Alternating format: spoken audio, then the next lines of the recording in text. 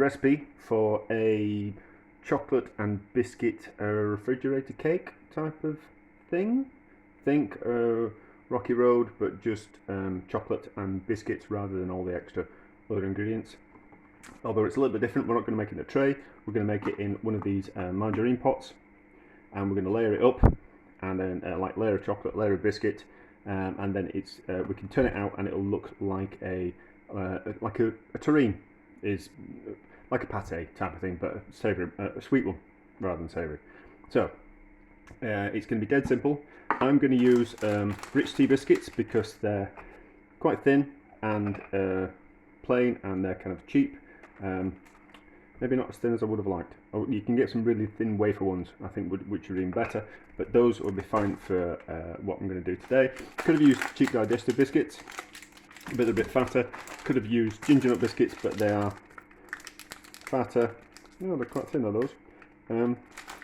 But they're a lot denser as ginger nut biscuits, and I actually want the chocolate and cream mixture to soak into the biscuits and kind of soften them a little bit.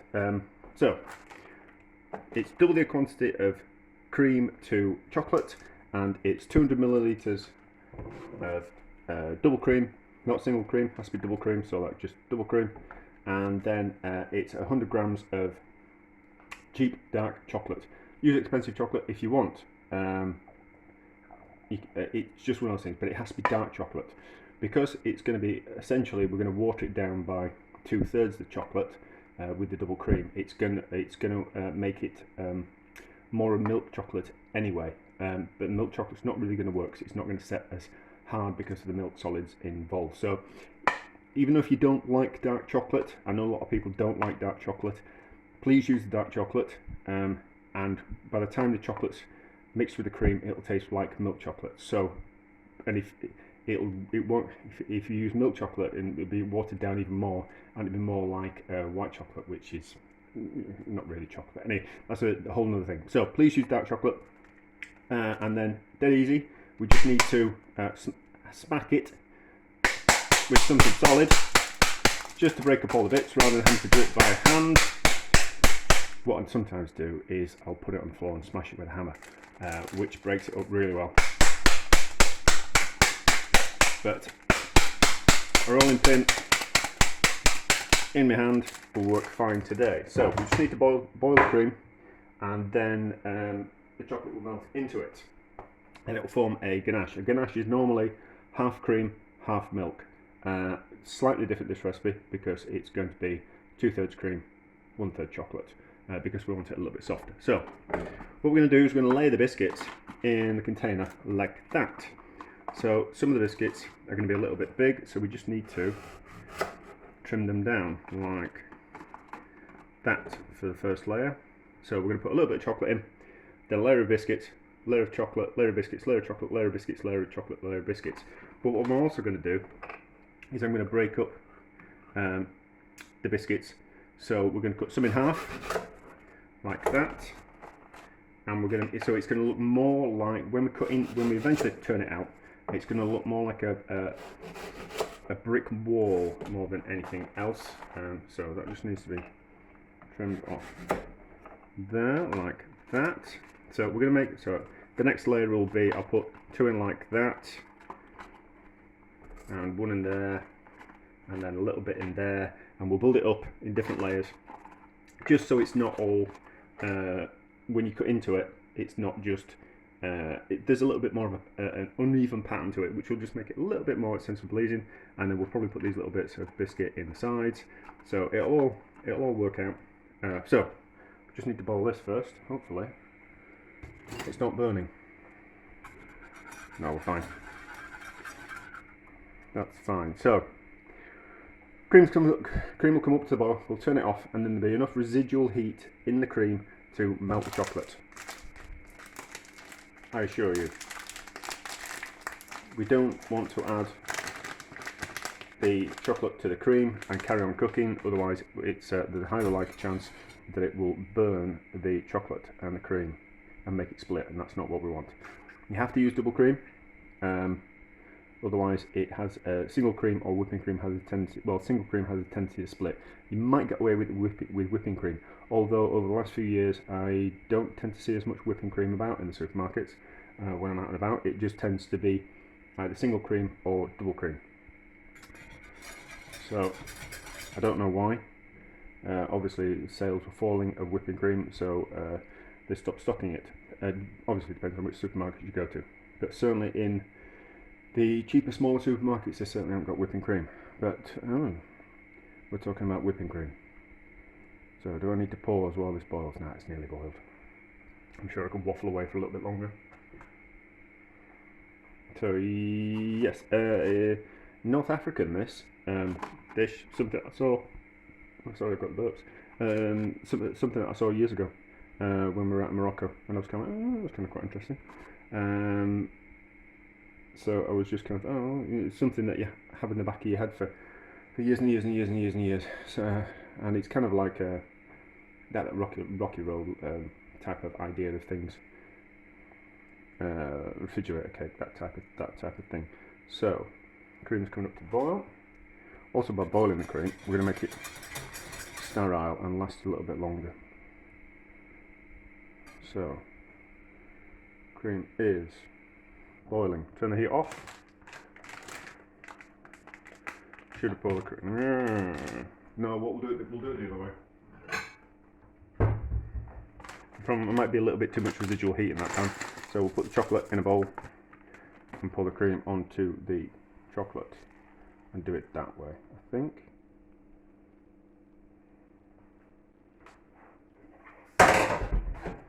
So, do this one, I'm not going to make a mess of everything. I'll move the chopping board.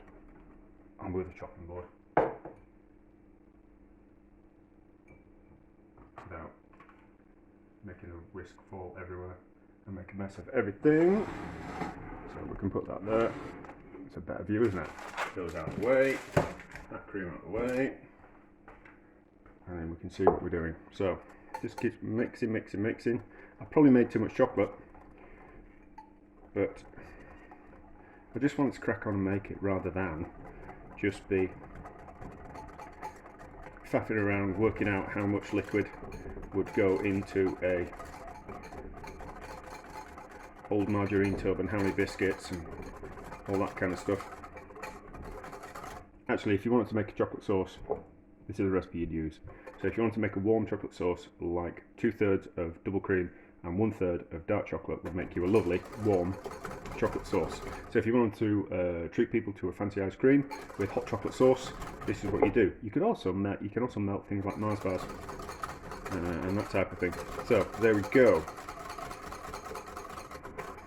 I won't show the whole process because you'll get the idea. It's just about creating a bit of an ununiform pattern. So there, I need a spoon. That's not going to fall out of the bowl. So, spoonful of chocolate in the bottom. Tablespoon to start off with, because the biscuit's going to go onto the top like that. So that can go there. Squish the biscuit down, so it goes all down to the bottom of the container. And the biscuits sit in it, so that's a little bit that we could just put in there. We don't want to waste those little bits. And then a bit more.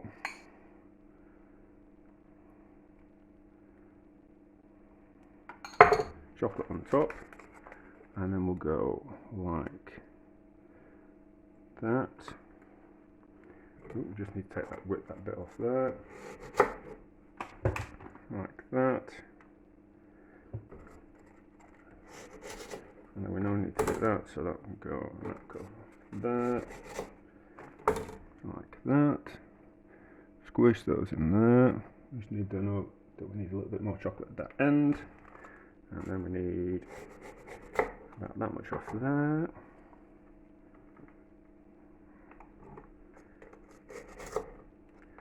And it's a little bit messy. So that's there. So squish those down. Make sure we get some blob of chocolate in there. So we're going to build up the layers like that. We'll put that bit in there. Which it looks a little bit haphazard, but it will be fine. So next layer we know that we need to, could really do with one in the centre. So for the next layer, so a little bit more chocolate. I'll work out how many biscuits I used and all that kind of stuff in the description, and what size container, all that. So there was a hole, a biscuit in the centre there, so we can, like building a wall, we need to reinforce it. So whole biscuit in the centre of there, like that. And that's because these containers are slightly like fluted, to want of a better word. We won't need to shave as much biscuits as off the biscuits as we get further up the container. So we can fit that one in there like that, and we won't need to cut as much off this one like that, but we need a little bit more chocolate.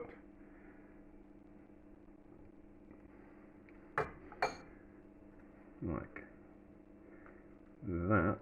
That'll squish into there like that. Get that little bit down the side there, and a bit in there, and you get the idea. Hopefully I'm making sense and you can see what I'm doing. So the next layer, what we'll do is we'll probably do like long ones again, just so it like a brickwork. So there's 2 bricks there, and there's a brick there, and the next 2 bricks are there, and it works like that. Look at a wall. If that's what I'm kind of saying. So we'll just keep building up layers till we get to the top, and then we'll put it in the fridge. I'll show you. We'll get to the top. We need to coat the top as well, so it's got chocolate on the top, and then we'll put it in the fridge overnight, and it'll completely set, and then we'll show you tomorrow. But I'll fill it, and then I'll show you what it's like when I've finished, type of thing. Right, final layer. So that in there. We've just got enough chocolate in there to finish off the top layer. So we'll do that way. As you can see, the way they were, we'll just go the opposite way. Making a mess of my fingers, but that's okay. Fingers are lickable. That one there. And that one need a bit more chocolate. We'll do.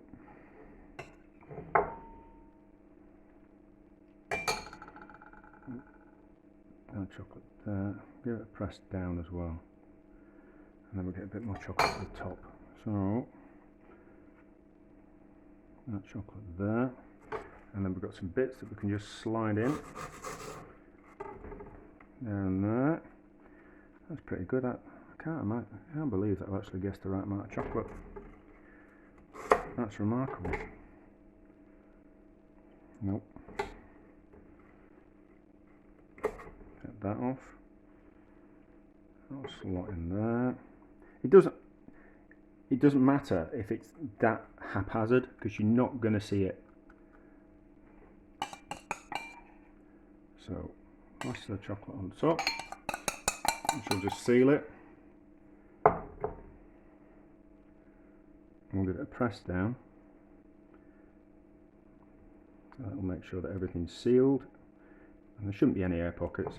But even an air pocket won't matter, because it'll all add to the bit of character. So I have got a scraper. Damn, nothing to lick. So that I can go to get washed up. That in there. I thought I'd have a little bit left, but no, that's fine. So that over there.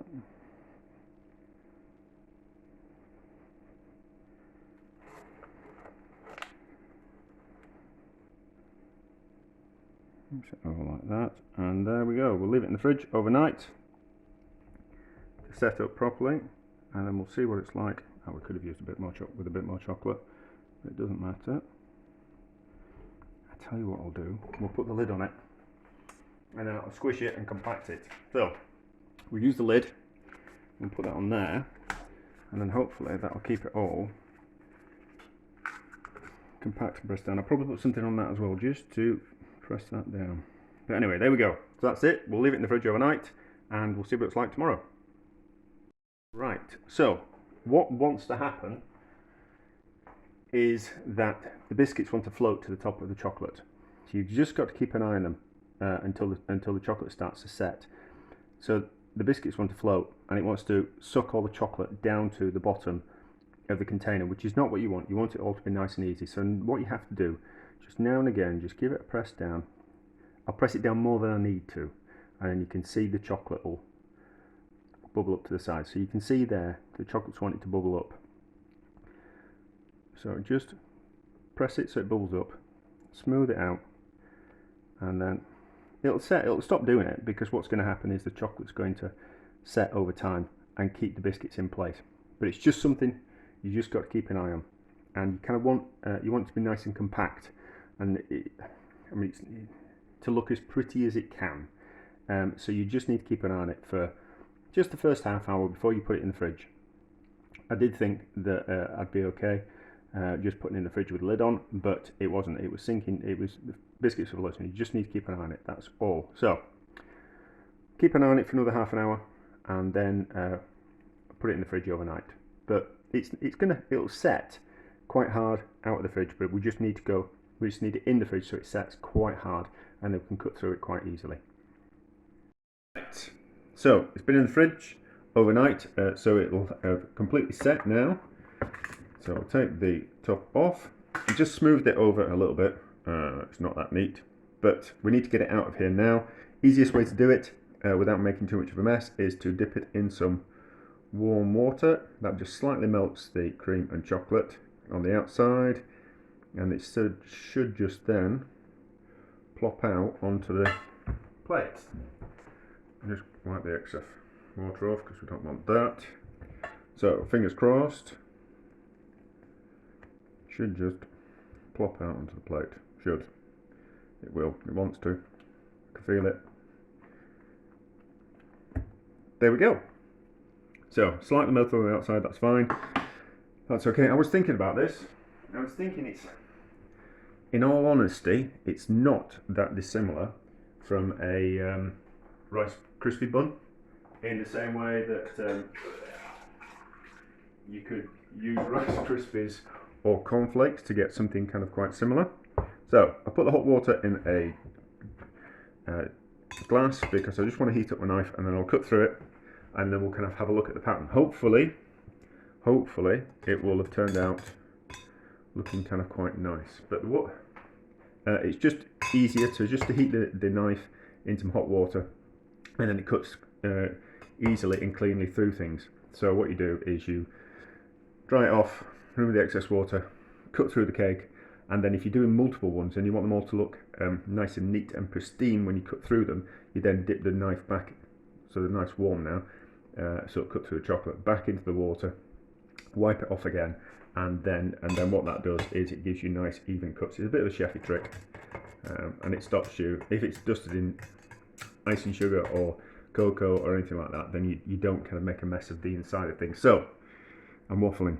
We'll cut through what we'll get.